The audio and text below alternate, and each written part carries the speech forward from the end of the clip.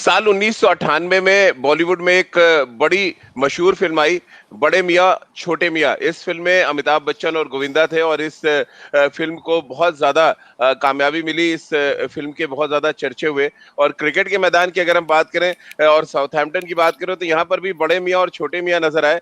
और यहाँ पर मजे की बात ये थी, गाने को उल्टा करना पड़ेगा थोड़ा, कि छोटे मियाँ तो छोटे मियाँ, बड़े मियाँ सुभान अल्लाह। यानी कि हम बात यहाँ पर विराट कोहली और काइले जेमिसन की कर रहे हैं। और जिस तरह से बड़े मियां ने यहाँ पर गेंदबाजी की, छोटे मियां चारों खाने चित होते नजर आए। आज खेल नीति पर आज इसी विषय पे चर्चा करेंगे कि क्या लंबे कद के गेंदबाज छोटे कद के बल्लेबाजों पर भारी पड़ते हैं। और इतिहास इस बात का गवाह रहा है कि जब जब बड़े मियां यानी कि जो लंबे कद के तेज गेंदबाज हैं उनके हाथ में रेड चेरी आई यानी कि लाल बॉल आई, तो उन्होंने अपना इम्पैक्ट किस तरह से छोटे मियां पर डाला यानी छोटे कद के बल्लेबाजों पर डाला है। इसी विषय पे बातचीत करेंगे क्योंकि साउथहैम्पटन एक बड़ा एग्जांपल है जहां पर विराट कोहली दोनों पारियों में काइले जेमिसन का शिकार हुए।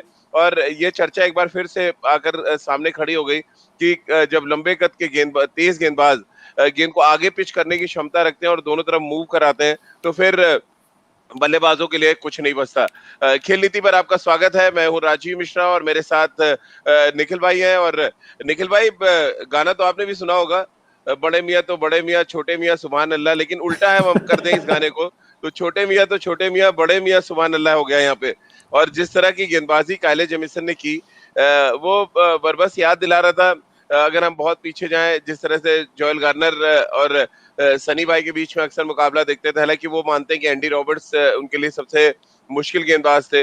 फिर सचिन तेंदुलकर और ग्लेन मैकग्रा के बीच में एक जबरदस्त संघर्ष हमने देखा। इस तरह से अगर हम इतिहास को खंगालते जाएं तो लंबे कद के तेज गेंदबाज बनाम छोटे कद के बल्लेबाज, ज्यादातर मौकों पे गेंदबाज डोमिनेट करते नजर आए। और इसका एक बड़ा एग्जाम्पल था साउथहैम्पटन में जो हमने देखा। अब निखिल भाई, पहले तो यही चर्चा की शुरुआत कर लेते हैं इसी से कि गाना तो फिट निकाला है मैंने काइले जेमिसन और विराट कोहली के लिए। देखिए, गाना खोजने में और कड़ी से कड़ी जोड़ने में आप माहिर हैं राजीव भाई, इसमें कोई दो राय नहीं है। लेकिन जी कहीं ना कहीं इसमें जो आप कह रहे हैं ना कि बड़े मियां असरदार तब और खतरनाक अंदाज से हो जाते हैं जब गेंद शरारत करता है। जी क्योंकि साउथहैम्पटन का पिच, लंबे कद के गेंदबाज और उनका जब बॉल मूव करता है, क्योंकि लंबे कद का गेंदबाज का मतलब हो जाता है जो पॉइंट ऑफ रिलीज है गेंद जी का, वो इतना ऊंचा होता है तो अतिरिक्त उछाल मिलता है। अब सोने पे सुहागा ये है कि अतिरिक्त उछाल की वजह से अब गेंद जो गुड लेंथ एरिया है बैट्समैन के और करीब हो जाता है, क्योंकि शॉर्ट बैट्समैन या जो कम कद के बल्लेबाज होते हैं वो सामने वाला पैर ज्यादा निकालते नहीं है, तो उनकी जी रीच उतनी होती नहीं है। और तेज गेंदबाज आगे डालता है और बॉल को मूव कराता है। बॉल को मूव जी कराने का मतलब है कि गेंद लेट मूव होता है, इसलिए असरदार होते हैं। और अगर गेंद मूव नहीं हो रहा होता तो यही छोटे मियां सुभान अल्लाह हो जाते हैं। जिस तरीके से सचिन तेंदुलकर ने वेस्ट इंडीज के हर तेज गेंदबाज की दमादम जम के पिटाई की है। जी सनी भाई को देख लीजिए, वेस्ट इंडीज में उनके घर में घुस के तेज गेंदबाजों को उन्होंने जी भर के पीटा है। तो वो गेंद शरारत भर जरूर करती नजर आए, तब जो है बड़े मियां सुभान अल्लाह होते हैं, असरदार होते हैं। लेकिन दाद देनी होगी जी राजीव भाई, बहुत बढ़िया गेंदबाजी की है दोनों छोर से। न्यूजीलैंड के गेंदबाजों ने दबाव बना के रखा और शरारती गेंदें डालते चले गए जो सांप की तरह कुछ ना कुछ हरकत कर रही थी। और अच्छी बात ये थी निखिल भाई कि हमने विराट कोहली का स्टांस देखा था। विराट कोहली ने जो चेंजेस किए थे, वो दांव ऐसा लग रहा उल्टा पड़ गया। काइले जेमिसन ने ज्यादा अच्छे तरीके से रीड किया था विराट को। अगर आप याद करें, जिस तरह से उन्होंने पहले इनिंग में उनको एक अंदर आती गेंद आउट किया, दूसरे में जब लगातार इन स्विंग डाल रहे थे फिर एक बाहर निकाली। ये क्रीज से आगे खड़े होने का जो एक एक्सपेरिमेंट विराट ने किया था, आपको लग रहा है वो उल्टा पड़ गया? स्विंग काउंटर करने गए थे और जिस तरह से एक्सपोज हुए खासतौर से सेकंड इनिंग्स में, वो इस बात की तरफ इशारा करता है कि काइले जेमिसन ज्यादा बेहतर तैयारी के साथ आए थे विराट कोहली के अगेंस्ट, या विराट प्रिपेयर नहीं थे। वो सऊदी और ट्रेंट बोल्ट के लिए ज्यादा जेन में लेके चले थे और काइले जेमिसन महफिल लूट ले गए। राजीव भाई देखिए, प्रिपेयर तो आप जरूर रहते हैं, लेकिन जी एक गेंदबाज जो आपको तंग कर रहा है अपनी गेंदबाजी से, जो बॉल मूव करा रहा है, पिच होने के बाद दिशा बदल रही है, तो एज अ बैट्समैन आप अपने अनुभव का इस्तेमाल कर रहे हैं। और विराट कोहली सर्वश्रेष्ठ बल्लेबाज है, विश्व भर के, इसमें कोई दो राय नहीं है। पर जो जिस तरीके से वो खेल रहे थे वो उस समय उतना असरदार साबित नहीं हुआ। और ये बैट और बॉल के बीच में लड़ाई जो है ना, ये बड़ी मजेदार रहती है, क्योंकि एक जी तेज गेंदबाज है जो अपनी लेंथ पकड़ के बॉल को मूव करा रहा है, उसको काउंटर करने के लिए विराट कोहली जैसा बैट्समैन अपने कंफर्ट जोन से कुछ अलग कर रहा है। तो साफ पता चलता है कि वो उस समय दिक्कत में थे और उनको काउंटर अटैक कर रहे थे। पर एक ही जी गेंद चाहिए होती है एक बैट्समैन को आउट करने के लिए, तो दाद देनी होगी काइल जेमिसन को किस तरीके से उन्होंने आउट किया। लेकिन साथ में जो आगे होके बढ़ के खेल रहे थे विराट कोहली, वो क्योंकि पिच का साइज छोटा हो जाता है तो बॉल जी मूव नहीं करता। बॉल मूव नहीं करेगा तो गति से इन बैट्समैन को कोई दिक्कत नहीं रहती, या उछाल से वो मूवमेंट आपको ज्यादा दिक्कत देती है, इसलिए वो आगे खड़े होके बल्लेबाजी कर रहे थे। चलिए, राजकुमार शर्मा जी भी हमारे साथ जुड़ रहे हैं, विराट कोहली के कोच। राजकुमार जी, बहुत बहुत स्वागत है आपका। और राजकुमार जी आ गए हैं, और हम राजकुमार जी, चर्चा की शुरुआत हमने की थी 1998 की मूवी आई थी बड़े मियाँ छोटे मियाँ, गोविंदा और अमिताभ बच्चन की मूवी थी। अब उसमें सतीश कौशिक का जो किरदार था वो भी बड़ा इंपॉर्टेंट था, जो काम सतीश कौशिक कर रहे थे। अब वो काम रवि शास्त्री तो नहीं कर पाए, लेकिन आपसे तो हम पूछ सकते हैं, क्योंकि आप लगभग उसी तरह की शख्सियत है और उसी तरह का रोल आप विराट कोहली के लाइफ में प्ले करते हैं। ये ये चक्कर क्या है राजकुमार सर, कभी एंडरसन कभी जेमिसन, ये साला गोरा सन्स है, ये गोरे सन्स का जो एक कैरेक्टर है, वो किस तरह से आप देखते हैं परेशान करता है विराट को, कभी एंडरसन कभी जेमिसन। राजीव, मैं यहाँ कहना चाहूंगा कि टीम में 11 प्लेयर होते हैं, क्या हम सिर्फ विराट कोहली पे डिपेंडेंट हैं? पहली इनिंग में एक इतनी जुझारू पारी उसने खेली, बाकी प्लेयर्स क्या कर रहे हैं? मतलब हमें ये भी तो देखना है कि क्या एप्लीकेशन है बाकी प्लेयर्स का। सॉरी टू से, लेकिन विराट अपनी जिम्मेदारी जानता है। फेल हुआ है सेकंड इनिंग में तो वो ठीक है, बहुत सारी प्रिपरेशन होती है उसके खिलाफ, लेकिन ओवरऑल अगर आप देखें, क्या प्रिपरेशन थी भारतीय टीम की इस इतने बड़े मैच के लिए? अगर जी आईपीएल जल्दी नहीं खत्म हुआ होता तो भारतीय टीम शायद मुझे लगता है कि 70 पर आउट हो जाती वो, और जी वो 20 दिन बाद वहां पहुंचती। तो क्या प्लानिंग है, क्या प्रिपरेशन है इतने बड़े मैच के लिए? न्यूजीलैंड वहां पर 2 टेस्ट मैच खेल रहा है वो इंग्लैंड के अगेंस्ट, और इतने दिनों से वहां पर है। वहीं पर भारतीय टीम को एक प्रैक्टिस मैच भी नहीं है। तो आप क्या जी एक्सपेक्ट करेंगे ऐसी टीम के लिए? ना तो कहीं ना कहीं बीसीसीआई को सोचना चाहिए कि वो क्या प्रिपेयर करा रहे हैं हम अपनी टीम को इतने बड़े मैच के लिए। एक्सपेक्ट करते हैं सब लोग कि आईसीसी की ट्रॉफी जी नहीं जीत रहे हम लोग, लेकिन उस तरह के लिए क्या प्रिपरेशन होनी चाहिए, क्या आपका प्रोसेस होना चाहिए? कहीं ना कहीं मुझे लगता है कि बड़े दुख के साथ मुझे कहना पड़ रहा है कि कहीं ना कहीं वहां पर कमी रही है। जी। और ऐसा लग रहा है ये राजकुमार सर की, हमने तो कॉमेडी फिल्म से चर्चा शुरू की थी, आपने सीरियस फिल्म एकदम संजीव कुमार की आंधी फिल्म पे आप ले गए। और जिस तरह की आंधी आई है भारतीय क्रिकेट में, क्योंकि आईसीसी टूर्नामेंट ना जीतना तो वाकई एक चिंता का सबब है। लेकिन हम विराट को यहाँ पे दोष नहीं दे रहे राजकुमार जी, दरअसल हम बात कर रहे हैं कि ये जो एंडरसन हो या जेमिसन हो, इस तरह के गेंदबाज जब विराट को तंग करते हैं, तब थोड़ा सा अलर्ट, एक तरह से कहा जाए खतरे की घंटी बजना शुरू हो जाती है। और आपने भी देखा होगा किस तरह से सेटअप किया उन्होंने दोनों पारियों में। पहले पारी में वो लगातार अंदर आती गेंदों पे परेशान करते रहे, फिर सडनली सेकेंड इनिंग्स में जब विराट ने अपने अपने आप को प्रिपेयर कर लिया था कि अंदर आती गेंदों पे के लिए वो अलर्ट है, तो उन्होंने सडनली बॉल को बाहर निकालना शुरू किया। अब ये प्रिपरेशन की बात हो रही है, यहाँ पे विराट को दोष नहीं दे रहे हम कि काइल जेमिसन ने ज्यादा बेहतर प्रिपेयर किया था।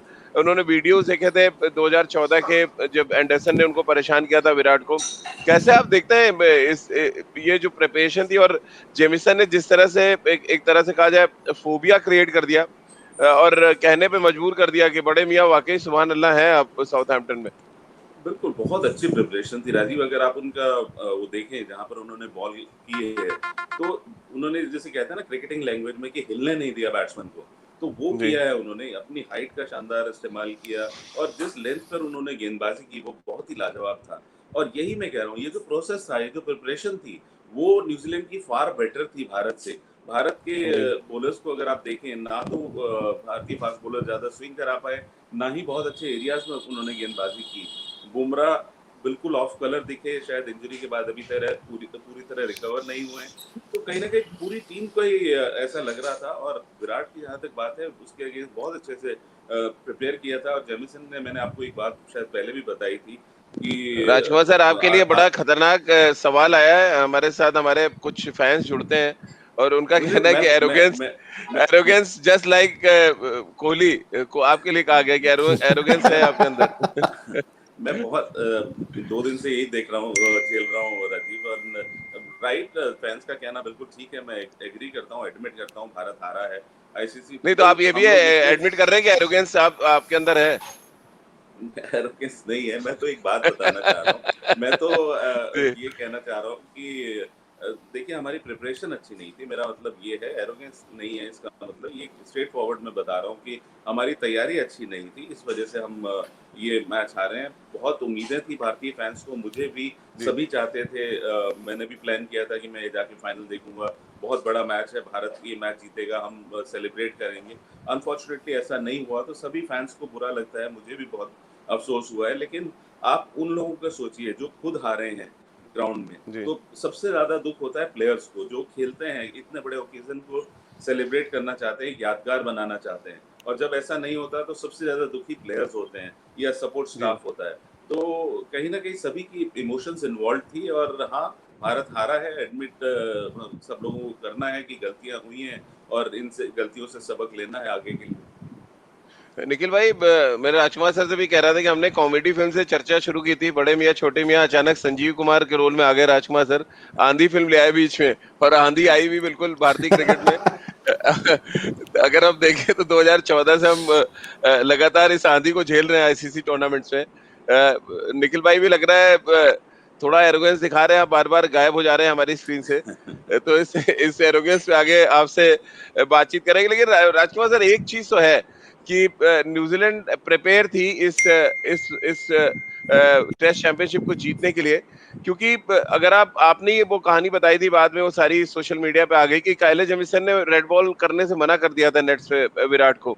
और ये दिखाता है कि ठीक है, आप प्रोफेशनल हैं, आरसीबी, अगर विराट चाहे तो आरसीबी के लिए आगे नहीं खेल सकते मैचेस, जब उन्होंने मना किया। लेकिन वो विराट ने बड़कपन दिखाया कि ठीक है, उन्होंने कहा कि कोई बात नहीं, आप रेड बॉल से ना डालें।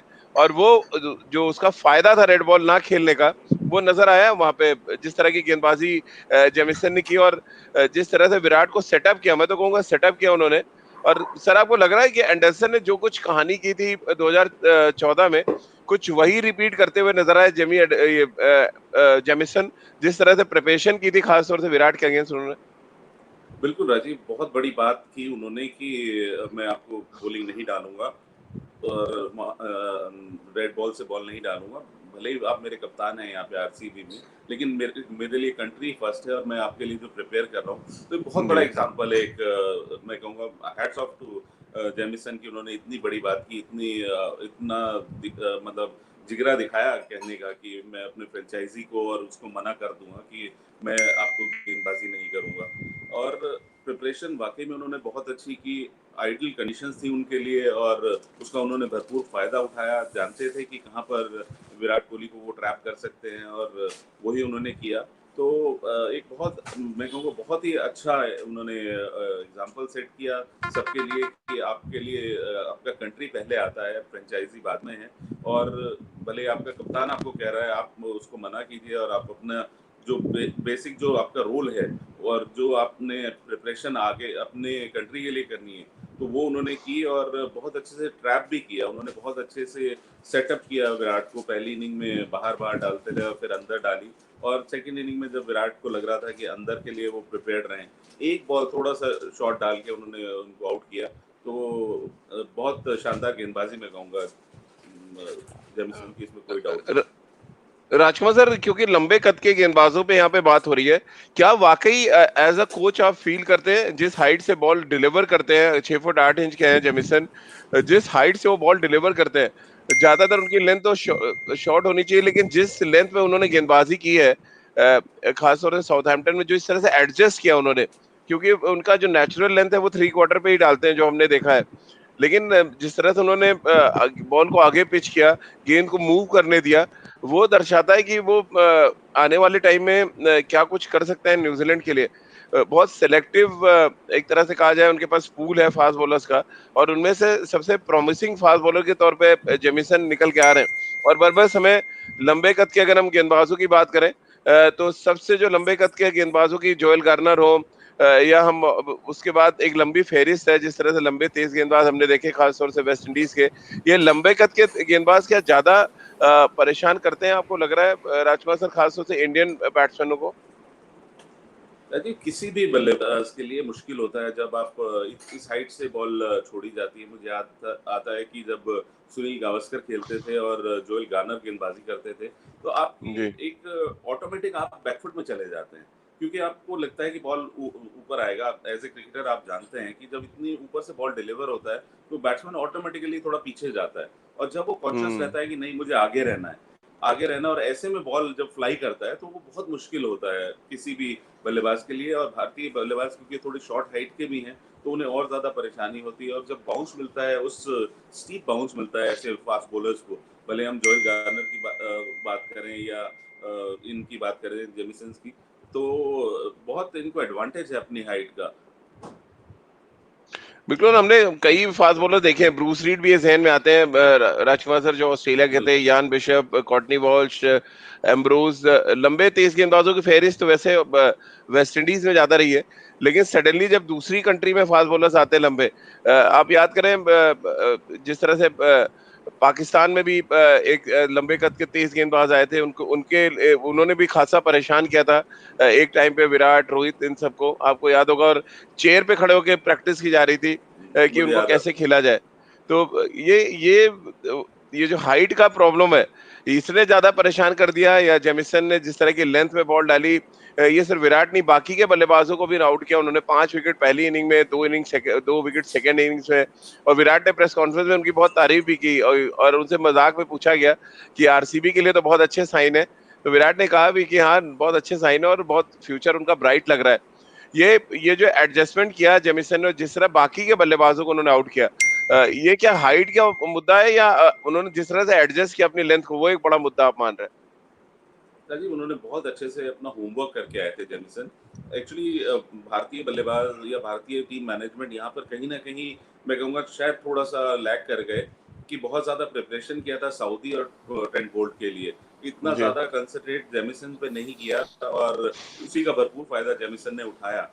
क्योंकि सब लोग सोच रहे थे कि सऊदी बहुत खतरनाक होंगे, उनका आउटस्विंग होगा, बहुत खतरनाक होगा, ट्रेंट बोल्ट नंबर 1 बॉलर हैं, वो उनका बेहतरीन प्रदर्शन रहेगा। कहीं वहां पीछे से जेमिसन आए और उन्होंने सारी वाहवाही लूट ली, और वो फुल्ली डिजर्व करते हैं, क्योंकि जी। क्या शानदार गेंदबाजी उन्होंने की है। निखिल भाई एक बार जुड़ चुके हैं हमारे साथ। निखिल भाई, हम चर्चा कर रहे थे यहाँ पे कि जेमिसन ने जिस तरह से परेशान किया भारतीय बल्लेबाजों को, विराट कोहली ही सिर्फ एक विकेट नहीं थे, दरअसल उन्होंने तमाम जो दिग्गज हमारे बल्लेबाज थे उनको परेशान किया। अब क्या हम प्रिपेयर नहीं थे एक लंबे कद के तेज गेंदबाज के लिए? मैंने राजकुमार सर से पूछा, उन्होंने कहा कि नेट पे उन्होंने रेड बॉल डालने से मना कर दिया था विराट को। इस हद तक प्रिपरेशन कर रहे थे कि आईपीएल के दौरान भी उनके जहन में टेस्ट चैंपियनशिप चल रही थी। हमारे बल्लेबाजों के जहन में क्यों नहीं था कि हम 6 फुट 8 इंच के एक ऐसे तेज गेंदबाज को खेलेंगे जो एडजस्ट करने में माहिर है, अपनी लेंथ को एडजस्ट करेगा, और उनके हाथ में थोड़ा स्विंग भी नजर आया। निखिल भाई, क्या ये इन चीजों के लिए प्रिपेयर नहीं थे हमारे बल्लेबाज?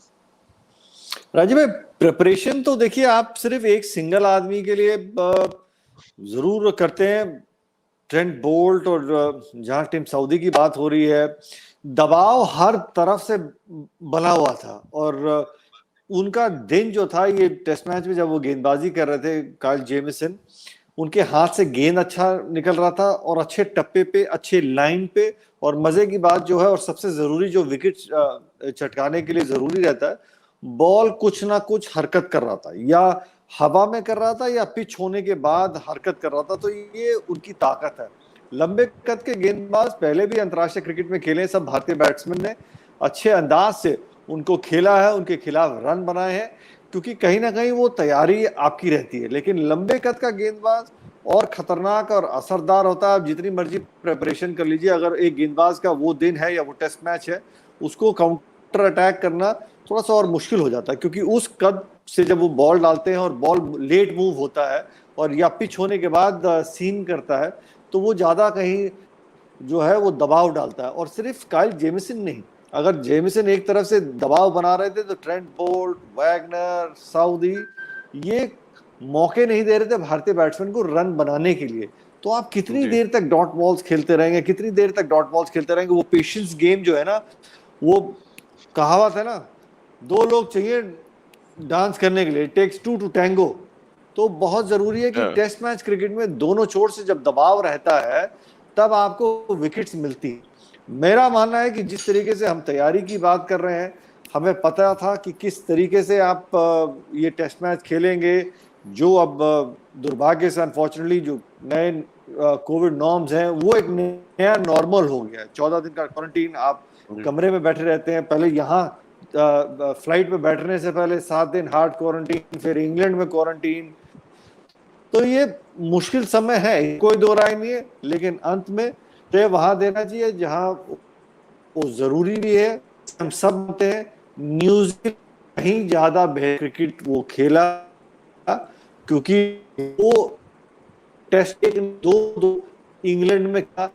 आप कहीं देश जाते हैं तो आप टेस्ट मैचेस खेलते हैं या अभ्यास मैचेस खेलते हैं, बतौर गेंदबाज आपको पता है इस मिट्टी पे मेरे को किस लेंथ पे बॉल डालना है, क्या लाइन पे बॉल डालना है, किस किस्म का उछाल है जब आप बैटिंग कर रहे हैं, या आप कौन कौन सी। चलिए, लग रहा है जेमिसन हमारे शो में भी आ रहे हैं बीच बीच में, हमारे एक्सपर्ट्स की आवाज बंद कर दे रहे हैं। राजकुमार जी, ये क्या एंडरसन की तरह जेमिसन फोबिया तो नहीं हो जाएगा हिंदुस्तान को, जिस तरह से उन्होंने गेंदबाजी की है? और क्योंकि अब इंडिया एक बड़ी मार्केट भी है, निश्चित रूप से नेक्स्ट ऑक्शन में एक बड़े डिमांडेड वो प्लेयर होंगे, लेकिन वो फोबिया जो क्रिएट किया था एंडरसन ने इंग्लैंड में, अब क्योंकि जेमिसन ने वही चीज कर दी है, क्या अब ये दोबारा से एंडरसन जेमिसन फोबिया तो नहीं काम करेगा भारत के खिलाफ? देखिए राजीव, उन कंडीशंस में बिल्कुल करेगा। अगर वो न्यूजीलैंड में खेलेंगे भारत के खिलाफ तो फिर वो भारत को बहुत तंग करेंगे, क्योंकि वहां पर जी आपको पता है रबर बाउंस मिलता है, स्टीप बाउंस मिलता है उनको, और जो हाइट है उसका एडवांटेज उनको रहेगा ही। इंग्लैंड में वो अगर खेलेंगे भारत के खिलाफ कभी तो भी वो तंग करेंगे। लेकिन अगर वही जेमिसन भारत में खेलेंगे तो आप देखिएगा वही हाल होगा जो एंडरसन का भारत में हुआ था, कि वो एक जी विकेट के लिए भी तरस गए थे भारतीय सीरीज में। तो डिपेंड करता है कंडीशंस का, वहाँ पे कंडीशन उनको बिल्कुल सूटेबल है। शानदार गेंदबाज हैं वो, इसमें कोई मैं I just don't want to take anything away from him कि वो एक शानदार गेंदबाज हैं, लेकिन उनके लिए हेल्पफुल कंडीशंस भी थी और जिसको उन्होंने बहुत अच्छे से एक्सप्लॉइट किया। लेकिन हाँ, इंडिया में जब वो खेलेंगे तो उन्हें और ज्यादा होमवर्क करना होगा। निखिल भाई, कुछ कहना चाह रहे थे आप? और राजीव भाई, कहीं ना कहीं जिस तरीके से गेंदबाजी हो भी रही थी, वो बात मैं कंप्लीट कर दूं। न्यूजीलैंड के गेंदबाजों ने, जब चेतेश्वर पुजारा, अजिंक्य रहाणे, सभी बल्लेबाज बल्लेबाजी कर रहे थे, आप अगर एक गेंदबाज के 6-6 गेंदें खेलते चले जाएंगे, मेडन ओवर खेलते चले जाएंगे, और गेंद जो है वो शरारत कर रहा है, तो एक गेंदबाज को, मैं आपको गेंदबाज के माइंडसेट से बता रहा हूँ, एक पूरा मौका मिलता है कि आप उस बैट्समैन का पूरा आकलन कर सकते हैं। एक तरीके से जो कहते हैं ना हम लोग, एक्सरे कर सकते हैं कि इसका पाँव इतना हिल रहा है बाहर, या ये वाली गेंद जो आगे नहीं वो पीछे खेल रहा है, या पीछे वाली गेंद आगे खेल रहा है। तो मुझे बतौर गेंदबाज एक पूरा समय मिल जाता है इनको आउट करने के लिए। आप गेंदे खेल रहे हैं, सब जानते हैं बैटिंग करना एक थोड़ा सा मुश्किल है, और कुछ नहीं तो स्ट्राइक रोटेट करना आपको आना चाहिए। आप इतने अनुभवी बल्लेबाज हैं, दबाव है या जो भी है, आप स्ट्राइक रोटेट नहीं करेंगे तो बड़ी दिक्कत रहती है। आप जब स्ट्राइक रोटेट कर लेते हैं, उसी का एक विपरीत हो जाता है। एक गेंदबाज सोचता है मैं इस बल्लेबाज को ये लाइन या ये लेंथ डाल रहा था, इस बैट्समैन के लिए ये लाइन और ये गुड लेंथ अच्छी थी, लेकिन दूसरे बैट्समैन को जब मैं डालता हूं तो वो गुड लेंथ एरिया बदल जाता है। हर बैट्समैन के लिए वो लाइन, वो गुड लेंथ एरिया बदल जाता है। आप जब तक ये इस किस्म खेल गेंदबाज के साथ नहीं खेलेंगे तो फिर वो दिक्कतें पैदा होंगी।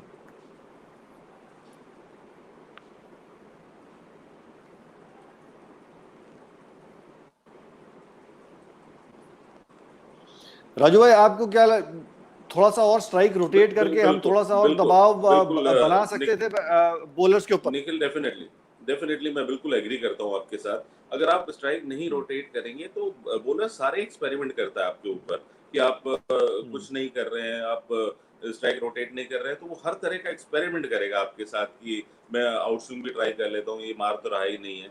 और मैं इन स्विंग भी ट्राई करता हूँ, बाउंसर भी ट्राई करता हूँ, क्योंकि उसको डर नहीं है कि आप उसको चौका मारोगे। और वहीं पर ऐसा सहवाग जैसा बल्लेबाज जो पहले ही 2 बॉलों में 2 चौके मारता है, तो वो गेंदबाज सोचता है कि मैं 4 बॉलें कहाँ डालूँ? कैसे ये 4 बॉलें डाल के निकलूँ इस ओवर से?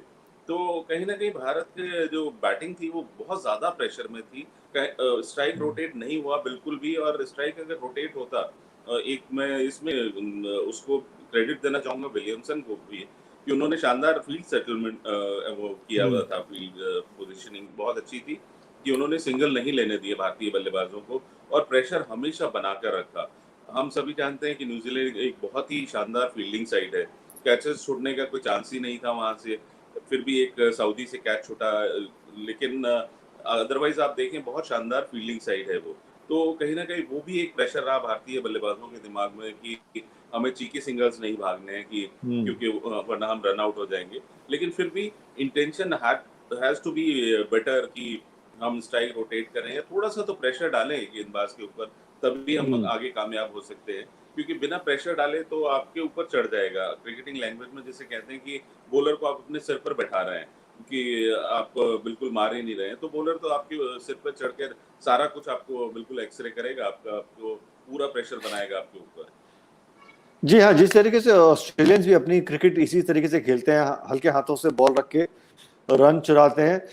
अमर का सवाल आया है, राजू भैया, B_Amar is looking for runs, Virat's weakness in test cricket, की रनों की खोज क्या उनकी वीकनेस रहती है टेस्ट क्रिकेट में? मेरा तो मानना ये बिल्कुल नहीं है, क्योंकि रन बनाना उसका काम है, लेकिन कोच साहब से पूछ ले विराट के।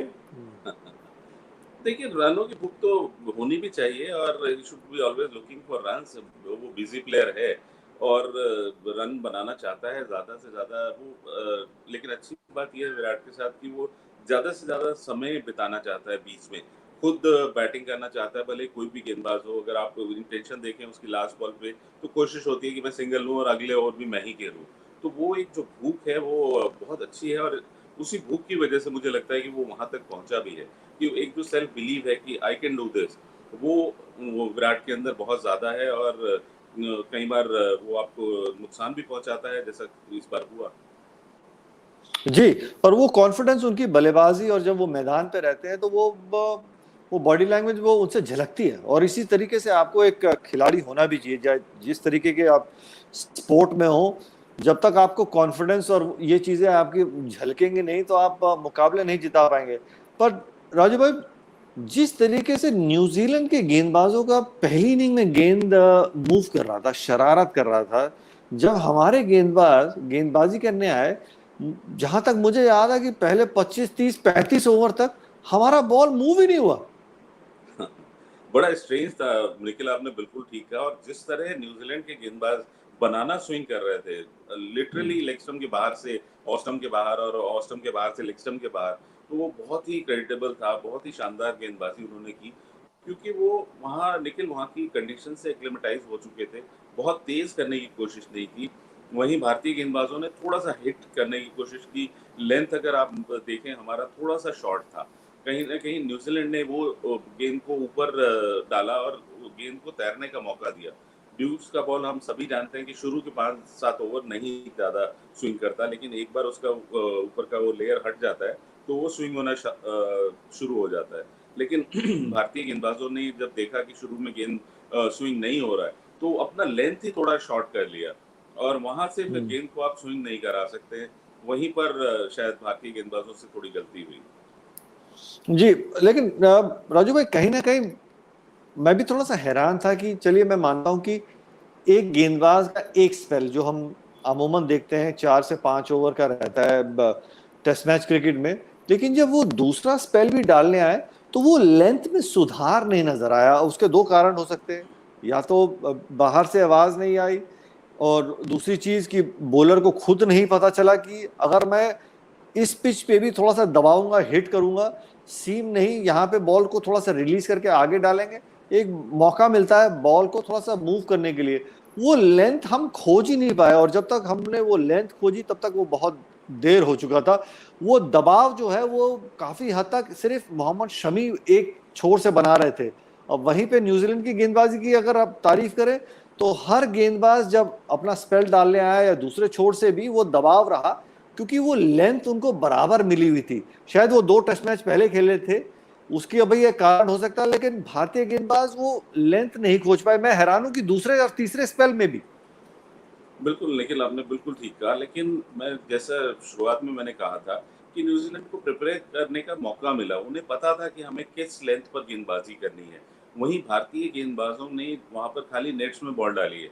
आप अच्छे से जानते हैं कि एक नेट्स की गेंदबाज़ी और एक मैच की गेंदबाज़ी में बहुत फ़र्क होता है। जो आपको एक्सपीरियंस एक मैच में डालने से मिलता है, तो आपको पता होता है कि यहाँ पर विकेट्स किस तरह की हैं, कहाँ से बाउंस मिलेगा। शमी ने ज़रूर एक वही एक बॉलर लगे जो थ्रेटनिंग लगे या अच्छी लेंथ पे उन्होंने गेंदबाजी की और कहीं न कहीं थोड़ा-सा शायद हमारी कोचिंग स्टाफ को भी बॉलर्स को समझाना चाहिए था कि और आप आगे डालिए, आप घबराइए नहीं ड्राइव खाने से। तो वहाँ पर थोड़ी-सी कमी ज़रूर हुई है और वैसे अगर देखा जाए तो हमारे जो दोनों गेंदबाज थे, भले ही बुमराह या ईशान, दोनों ऐसे स्विंग वाले बॉलर नहीं हैं, वो थोड़ा हिट करके ही बॉल डालते हैं। तो कहीं न कहीं यहाँ पर ज़रूरत थी एक स्विंग गेंदबाज की, भुवनेश्वर कुमार होते या इवन उमेश भी होते, तो उमेश बॉल स्विंग करते हैं। तो वो एक थोड़ा-सा एडवांटेज हो सकता था, लेकिन फिर भी भारत ने अपनी बेस्ट 11 खिलाई थी, मैं उस चीज़ पे नहीं जाना चाहूँगा। लेकिन हाँ, हमारे स्टाइल ऑफ बॉलर्स थोड़ा डिफरेंट था और वहीं पर न्यूज़ीलैंड के पास मिक्स था। उनके पास स्विंग बॉलर्स भी थे, उनके पास वैगनर थे जो हिट करके बॉल डाल रहे थे, जेमिसन थे जो 3 क्वार्टर से बॉल डाल रहे थे, कभी फिर बॉल स्विंग भी कर रहे थे। तो ओवरऑल अगर देखें तो न्यूज़ीलैंड का अटैक इंडिया से फार बेटर दिख रहा था। मैं वापस आ गया हूँ निखिल भाई। जेमिसन आ गया था हमारे शो में और मुझे भी खेलनी पड़ी कुछ गेंदें। इंटरनेट जेमिसन का रोल इसमें निभा रहा था हमारे शो में।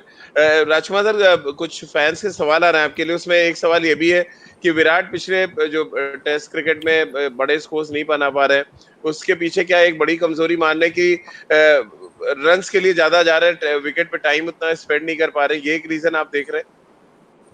देखिए राजीव, मुझे अनफॉर्चुनेटली लग रहा है कि बहुत ज़्यादा प्रेशर ले रहे हैं वो।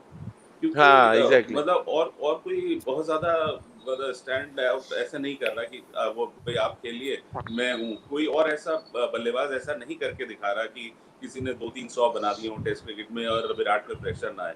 ये अनफॉर्चुनेट पार्ट है भारतीय क्रिकेट का, ऐसा होता आया है। सुनील गावस्कर के टाइम से हमने देखा है कि हम बहुत ज़्यादा उन पे डिपेंडेंट होते थे। फिर सचिन आए तो हम सचिन पे ही डिपेंडेंट होते थे और अब शायद वही प्रेशर विराट के ऊपर भी आ रहा है। तो कहीं न कहीं बाकी प्लेयर्स को भी थोड़ी-सी ज़िम्मेदारी लेनी होगी।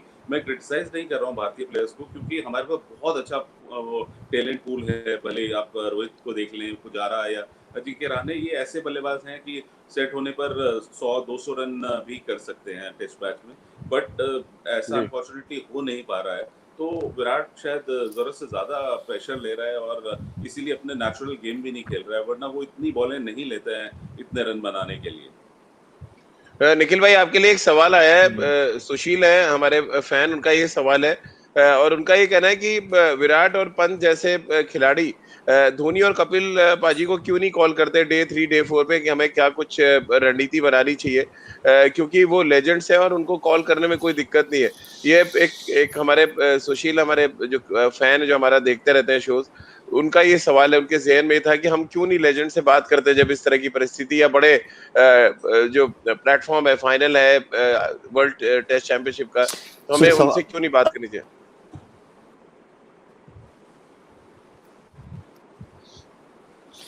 सुशील जी, बहुत बहुत शुक्रिया आपके सवाल का। आपको एक चीज तो मैं बता दूं कि ऋषभ पंत तो मुझे पता है कि महेंद्र सिंह धोनी के साथ टच में रहते हैं, इसमें कोई दो राय नहीं है, पर उनका खेलने का वो तरीका रहता है, उनका वो स्वभाव है।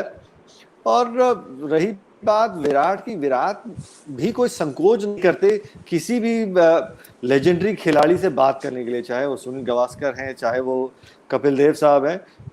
क्योंकि विराट का अगर आप हाव भाव भी देखते हैं या उनका एक वो स्वभाव है, वो अभी भी सीखना चाहता है। और वो मुझे वो सीखने वाली आदत जो है सचिन तेंदुलकर से उनको मिली है कि कोई भी खिलाड़ी खेल से कभी बड़ा नहीं होता। आप हमेशा जब कोई एक मैच खेलने जाते हैं, आप हमेशा खेलते हैं कि ये उनका एक वो पहला मैच है, लेकिन जब समय मिलता है तो ये खिलाड़ी जरूर लेजेंड से बात करते हैं, उनका अनुभव अपने खेल में लाने की कोशिश करते हैं जब ये लेजेंड्स अपने अनुभव को शेयर करते हैं। तो कुछ इसी अंदाज से रहता है। राजकुमार सर, एक सवाल आपके लिए भी है कि विराट और सनी भाई एक ही होटल में थे साउथहैम्पटन में। क्या विराट का गावस्कर तक पहुंचना इतना मुश्किल है कि उनसे बात ना कर सके? क्या क्या लेजेंड्स को कॉल करने में कोई दिक्कत होती है हमारे आज के युवा खिलाड़ियों को? बिल्कुल भी नहीं राजीव, बहुत रेस्पेक्ट है वो, और विराट हमेशा अपने सीनियर्स की बहुत रेस्पेक्ट करता है। और ऐसा नहीं है कि उन्होंने गावस्कर से नहीं पूछा होगा या सुनील गावस्कर ने उनको नहीं एडवाइस किया होगा, लेकिन रिजल्ट ऐसा आता है तो सभी फैंस को और सबको ऐसा लगता है कि शायद ऐसा नहीं होता, अगर ऐसा होता तो हम मैच जीत जाते।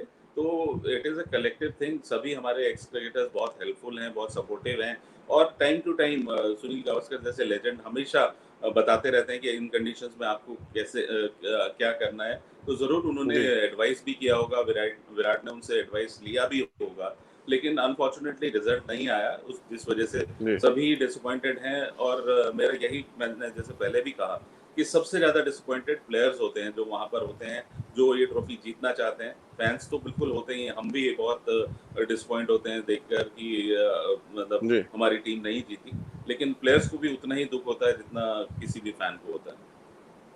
चलिए राजकुमार सर, बहुत बहुत शुक्रिया आपका। निखिल भाई, बहुत बहुत शुक्रिया आपका भी हमारे साथ जुड़ने के लिए।